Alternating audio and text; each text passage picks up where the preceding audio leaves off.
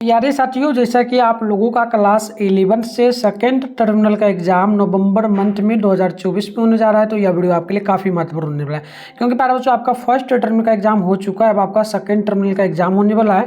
इसके बाद आपका मंथली एग्जाम चलेगा, फिर आपका फाइनल चलेगा। ठीक है, तो यह एग्जाम आपके लिए काफ़ी इंपॉर्टेंट होने वाला है। जैसे आपका मंथली एग्जाम होता है, उसी टाइप से यह इस एग्जाम में भी क्वेश्चन आपका रहेगा। जैसे कि आपने फर्स्ट टर्मिनल का एग्जाम दिया था, तो देखो बिल्कुल मैं फिजिक्स का पेपर लेकर के आ चुका हूँ और आपके एग्जाम में बिल्कुल यह क्वेश्चन पूछा जाएगा।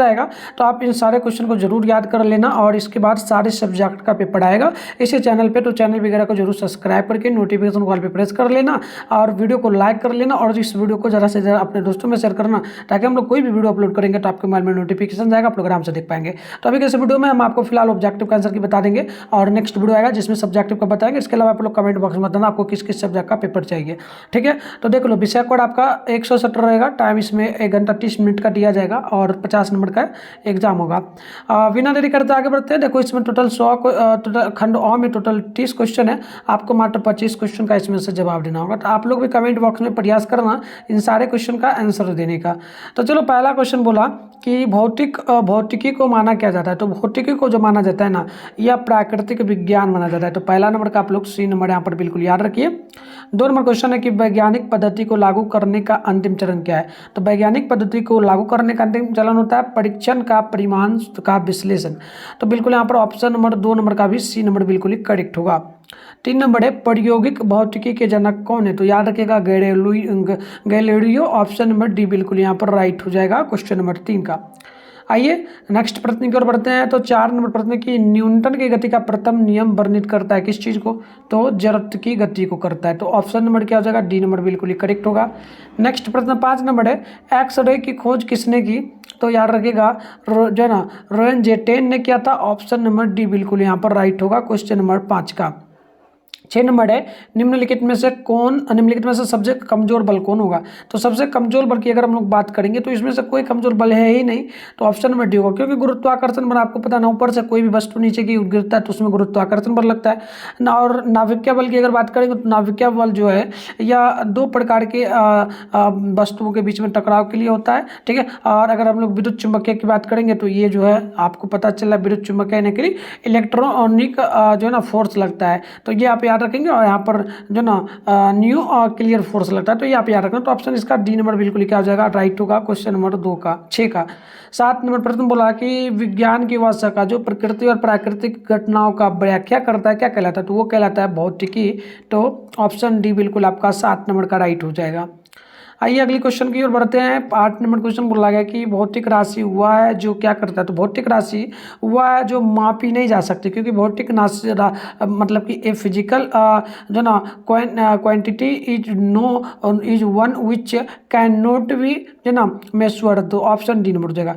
चलिए 9 नंबर की निम्न में से कौन भौतिक राशि का नाम नहीं है। तो भौतिक राशि का नाम कौन नहीं हुआ। तो ये किलोग्राम नहीं होगा, किलोग्राम नहीं होगा। ऑप्शन नंबर ए बिल्कुल ही करेक्ट होगा क्वेश्चन नंबर 9 का। चलिए नेक्स्ट प्रश्न आप लोग देखिए 10 नंबर के आपसे बोला गया इकाई की प्रणाली कौन सी है। तो इकाई की जो प्रणाली होती है ये होता है FPS system. Option number C होगा, यानी कि FPS प्रणाली। ऑप्शन सी बिल्कुल यहाँ पर राइट हो जाएगा, है ना। चलिए नेक्स्ट क्वेश्चन आपका 11 है कि निम्नलिखित में से कौन पूरक इकाई है। तो पूरक इकाई आपको याद रखना है सॉलिड एंगल, यानी कि ठोस कौन होगा। ऑप्शन नंबर सी यहाँ पर बिल्कुल राइट होगा।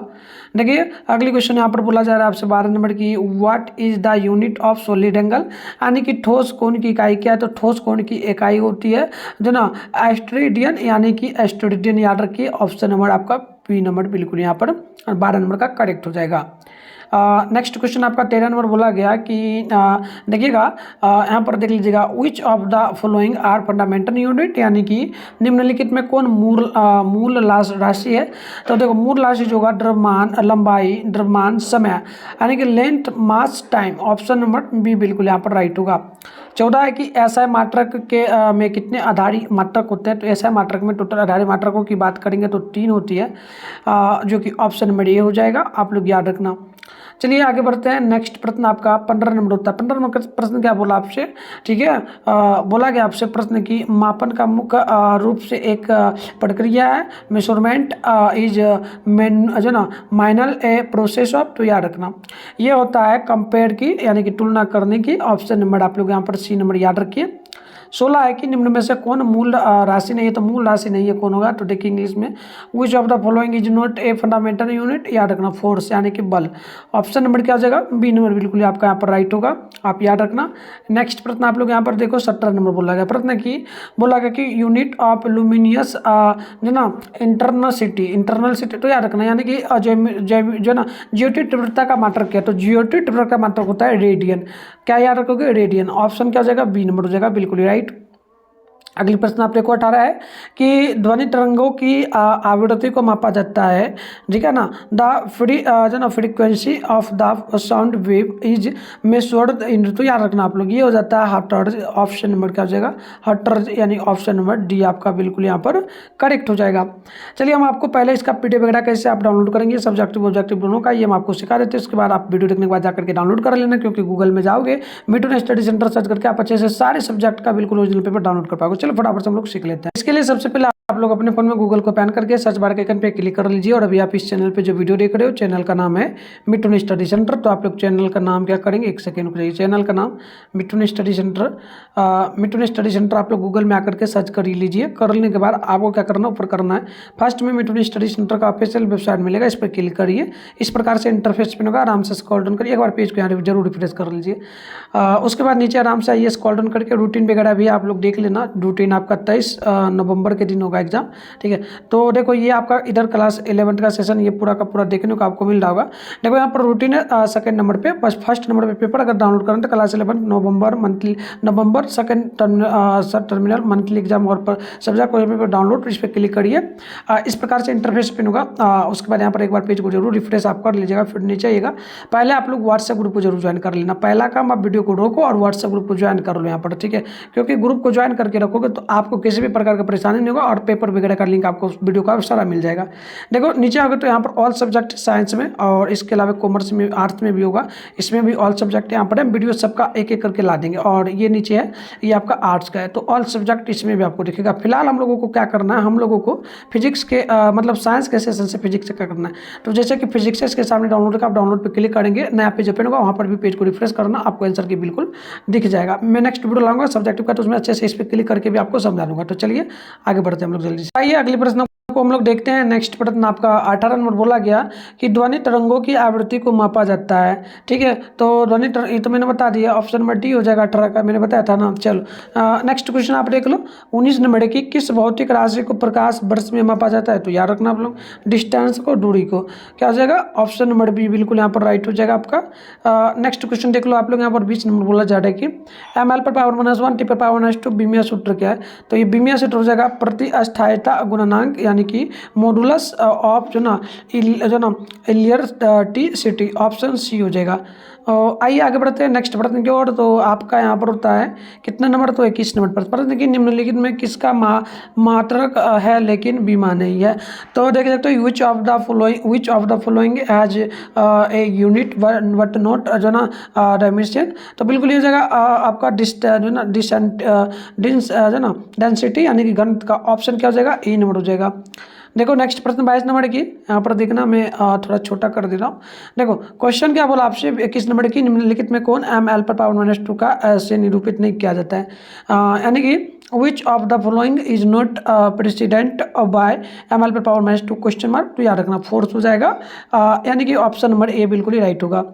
देखो आप लोग तेईस है कि न्यूटन की गति के प्रथम नियम को क्या कहा जाता है, यानी कि what is called Newton first law of motive, तो याद रखना आप लोग ये हो जाता है आपका जरूरत का नियम, कह सकते हो लॉ ऑफ जो ना इंटेलिया। ऑप्शन नंबर सी बिल्कुल यहाँ पर राइट होगा। चलिए अगली क्वेश्चन हम लोग देखते हैं 24 नंबर प्रश्न को। तो 24 नंबर प्रश्न आपसे यहाँ पर बोला गया कि गति का सबसे साधारण प्रकार कौन है? विच of the following is the जो ना सिंपलेस्ट फॉर्म ऑफ मेंशन मोटन, ठीक है। तो याद रखना आप लोग का हो जाएगा, क्या हो जाएगा आपका जो सरल रेखीय गति यानी कि रेजिडेंटल मोटिन, ऑप्शन भी हो जाएगा। नेक्स्ट क्वेश्चन आप देख लो यहाँ पर आपका 25 नंबर प्रश्न की वस्तु की प्रारंभिक एवं अंतिम स्थिति के बीच की न्यूनतम दूरी को क्या कहते हैं, यानी कि यहाँ पर देख लो आप लोग क्वेश्चन हो जाएगा what is called the minimum distance between initial and final position of the body. तो आप नोट करना विस्थापन हो जाएगा। सी नंबर आपका बिल्कुल करेक्ट होगा। चलिए 26 नंबर को हम लोग देखते हैं। प्रश्न आपका है कि एक वस्तु 16 मीटर की दूरी 4 सेकंड में तय करती है, वस्तु की चाल क्या होगी? देखिए an object travels 16 metres in 4 second, what will be the speed of the object? तो इसका जो समय रहेगा ये हो जाएगा 4 मीटर प्रति सेकेंड। ऑप्शन नंबर बी आपका बिल्कुल ही करेक्ट होगा। देखिए 27 नंबर क्वेश्चन आपसे बोला जा रहा है कौन सा समीकरण वेग एवं विस्थापन में संबंध व्यक्त करता है? तो देखो क्या हो जाएगा विच of the expresses the relation between जो ना वेलोसिटी एंड टाइम। तो ये जाएगा आपका v बराबर u प्लस में at कह सकते हो। ऑप्शन नंबर ए बिल्कुल आपका 27 का पर राइट होगा। चलिए अगले क्वेश्चन को हम लोग देखते हैं। 28 नंबर क्वेश्चन की औसत वेग को कैसे प्राप्त किया जाता है? हाउ इज एवरेज जो ना वेलोसिटी जो ना ओबिटेंट। तो बिल्कुल ये हो जाए आपका हो जाएगा, क्या हो जाएगा प्रारंभिक वेग प्लस अंतिम वेग बटे में 2, यानी कि इंटरनल जो ना वेलोसिटी प्लस फाइनल वेलोसिटी बटे 2 कह सकते हो। ऑप्शन डी नंबर आपका बिल्कुल यहाँ पर राइट होगा। चलिए अगले क्वेश्चन को देखते हैं। 29 नंबर है कि त्वरण का CGS से MKS मात्रक का अनुपात क्या होगा? द रेट जो ना ratio of CGS to MKS unit of जो ना एसन रिएक्शन इज। तो ये नोट कर लेना 1:100 हो जाएगा। सी नंबर बिल्कुल करेक्ट। नेक्स्ट क्वेश्चन आप यहाँ पर देख लो। 30 नंबर बोला गया आपसे यदि गतिमान वस्तु का विराम की स्थिति में आ जाती है तो इसका त्वरण क्या होगा? If a moving body comes to rest then its जो ना रिएक्शन इज। तो याद रखना यह जगह 0। ऑप्शन नंबर आपका सी हो जाएगा 0। तो 30 क्वेश्चन बनाना था, मैंने 30 में 30 आपको बता दिया, मतलब 25 ही बनाना है आपको, ठीक है। तो मैंने 30 क्वेश्चन को आपको बता दिया। चैनल वगैरह को सब्सक्राइब कर लेना। सब्जेक्टिव की बात करते हैं तो देखो ये क्वेश्चन है, सारा है क्वेश्चन, आंसर भी हमारे पास, हम नेक्स्ट वीडियो लेकर के आ रहे हैं तो सबका आंसर आपको बता देंगे, ठीक है। तो सभी लोग चैनल को सब्सक्राइब करके रखिए, वीडियो को लाइक करके मिलते हैं नेक्स्ट वीडियो में। तब तक के लिए बाय बाय बच्चों।